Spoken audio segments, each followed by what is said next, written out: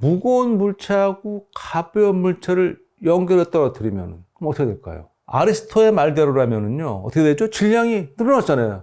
두 개 붙였으니까. 그러면은 무거운 물체가 하나일 때보다 더 빨리 떨어져야겠죠? 그런데 갈릴레오 생각은 달랐어요. 가벼운 물체가 달려있으니까 오히려 무거운 물체의 낙하 속도가 늦춰질 거라고 생각했던 것이죠.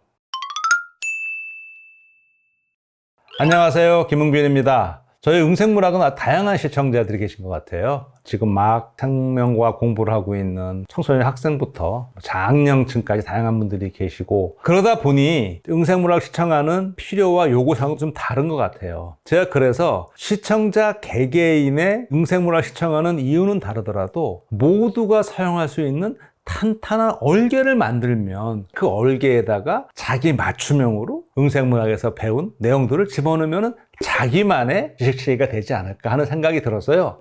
제가 그래서 이걸 시작하려고 합니다. 생명과학 교과서 속으로 현재 고등학교에 사용하고 있는 생명과학 교과서를 제가 보고 그걸 좀 알기 쉽게, 저 나름대로 재밌게 내용을 한번 뽑아서 전해드리면서 얼개를 만들어 보면 어떨까 그런 생각을 했어요. 생명과학 교과서는 두 가지로 되어 있습니다. 생명과학 1, 생명과학 2. 생명과학 1 그 교과서 머릿말을 보게 되면 이렇게 나와 있어요. 인체를 중심으로 해서요, 여러 가지 생명 형상을 이해하고요, 생활 속에서 우리가 맞닥뜨리는 여러 가지 그 의문들을 한번 해결할 수 있게 생명과학의 기초 소양을 기른다. 저희 응생물학에서 추구하는 목표와 거의 같거든요. 생명과학 1은 5개의 대단으로 구성이 되어 있더라고요. 1. 생명과학의 이해. 2. 사람의 물질대사. 3. 항상성과 몸의 조절. 4. 유전. 5. 생태계와 상호작용. 이렇게 되어 있어요. 1단원부터 한번 들어가 보겠습니다. 크게 3개의 또 소주제가 있어요. 생물의 특성, 생명과학의 특성, 생명과학의 탐구 방법, 이렇게요. 생물의 특성, 우리가 생물이기 때문에 상식적으로 망을 알 수 있죠. 자, 생물하면 뭐가 떠오르세요? 세포로 되어 있죠. 다음에 뭐죠? 우리 늘 먹고 숨쉬고 잠자고 해야 되잖아요. 물질, 대사. 우리가 더우면 피해야 되고 눈부시면 눈도 감고, 이건 뭐죠? 자극에 대한 반응. 그리고 어떡하죠? 우리 항상 체온 유지해야죠.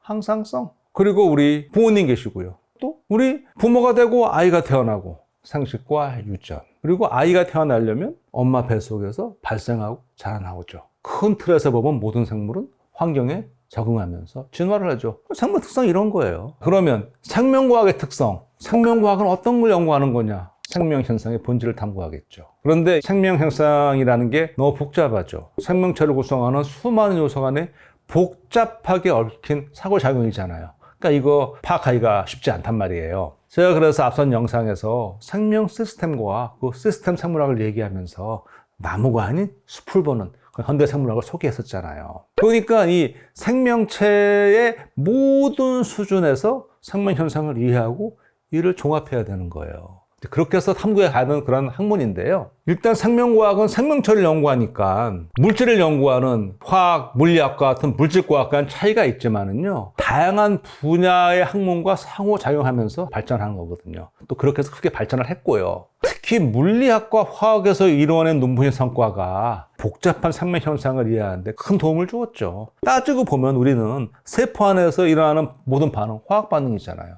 그 화학 반응은 다 어떻게 되죠? 그거는 물리 법칙을 따라서 일어나는 거죠. 그러니까 생물학은 그 안에 물리, 화학이 다 그대로 들어있는 종합 학문이 되는 것이죠. 기술 개발 측면에서 봐도요, 세포 관찰을 먼저 보는 광학 현미경, 그거 있으니까 가능한 거죠. 최근에는 양자 물리학에 기반을 둔 전자 현미경 발명까지 생명체의 정말 작은 구조까지 볼 수 있게 해주잖아요. 생명 현상을 좀 더 자세하고 확실하게 볼 수 있게 되는 거죠. 또 효소를 측정할 수 있는 기술, 호르몬 측정, 면역 단백질을 밝혀내고 이런 모든 생체 물질을 발견하고 기능을 알게 하는 그런 기술 개발들, 이게 없었으면 생명과학은 이렇게 발달할 수가 없었죠. 최근에는 이런 생명과학의 성과가 공학기술과 결합해서 농업, 의학, 약학 등 다양한 분야에 활용되고 있잖아요. 최근에는 이 유전체 연구에서 얻어진 방대한 유전 정보를 갖다가 어떻게 하죠? 컴퓨터 기술에 결합을 해서 생물정보학이라는 학문이 엄청나게 발달하고 있습니다. 예를 들어서 생물정보학에서 얻어낸 정보들을, 지식들은요, 개인의 차이를 고려해서 질병도 진단하고 또 맞춤형 의료 발달에 크게 도움을 주고 있죠. 그러니까 이 모든 것들이 생명 현상을 이해하는 데 중요한 도구로 자리 잡고 있습니다. 명실상부하게 생명과학은 융합 학문으로 발전하고 있는 것이죠. 이와 같은 현대 생명과학을 그럼 탐구하는 방법을 봐야 돼요. 아주 세세한 그런 방법을 보겠다는 게 아니고요. 어떻게 우리가 현상을 바라볼 거냐. 생각하는 방법입니다. 모든 거는 우리 생각에서 시작하는 거니까요. 크게 두 가지 방법을 씁니다. 귀납법과 연역법. 1620년에요. 영국 철학자 프랜시스 베이컨이 책을 하나 냈어요. 그러면서 그 책에서 새로운 논리 체계를 제시했습니다. 귀납법이라는 건데요. 베이컨은 이 귀납법을요, 아리스토텔레스를 비롯한 고대 그리스 철학자들이 제안한 이른바 3단 논법보다 더 효과적이라고 주장했어요.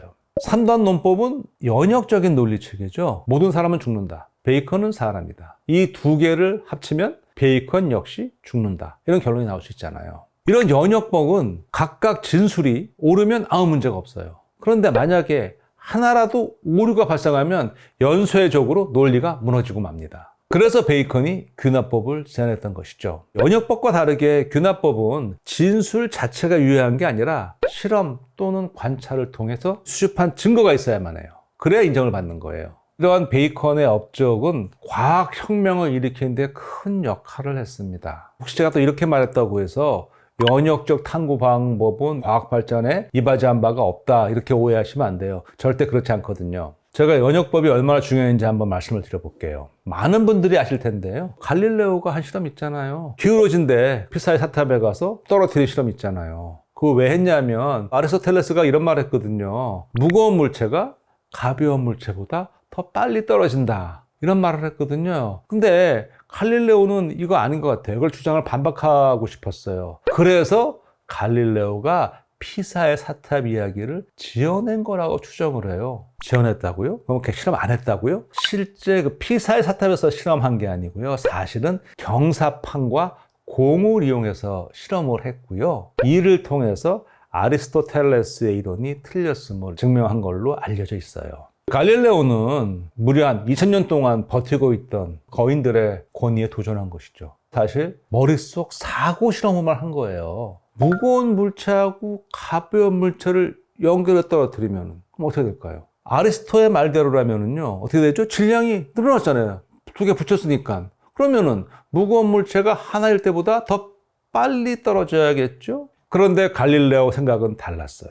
가벼운 물체가 달려있으니까 오히려 무거운 물체의 낙하 속도가 늦춰질 거라고 생각했던 것이죠. 중요한 건 이런 모순을 실제 실험이 아니고요. 머릿속 생각만으로 했다는 거예요. 그리고선 자유낙하하는 물체의 속도는 질량과 상관이 없을 거라는 가설을 세운 거죠. 갈릴레오가 그 아리스토텔레스의 주장을 의심하게 된 데는요, 경험이나 관찰이 아니에요. 이거는 논리였습니다. 다시 말해서 연역적 사고를 통해서 가설을 세웠던 것이죠. 사실을 말씀드리자면 지구에서는 갈릴레오의 사고 실험을 실제로 증명할 수가 없어요. 공기 저항 때문이죠. 결국 300년이 넘는 세월이 흐른 뒤에 우주에서 갈릴레오의 가설을 증명하기 위한 실험이 진행되었습니다. 1971년 8월 2일 아폴로 15 우주인들이요 달에 갔어요. 달에 가서 공기 저항 없잖아요. 거기서 30g짜리 깃털과 약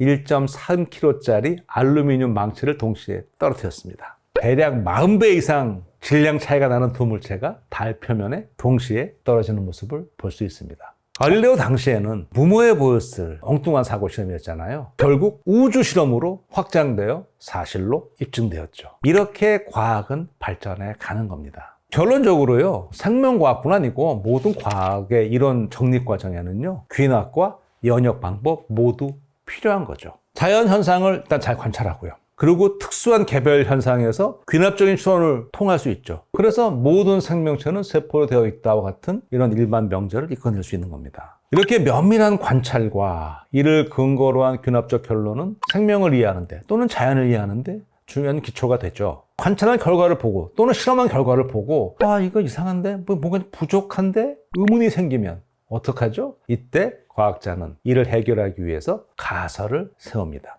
뭐뭐라면 뭐뭐이지 않을까? 영어로는 if, then 연역적 추론인 거죠. 뭐뭐라면 뭐뭐일 것이다. 가설을 세우잖아요. 가설, 연역적 방법이라고 그러는데요. 생명과학을 비롯한 과학 탐구의 중요한 방법입니다.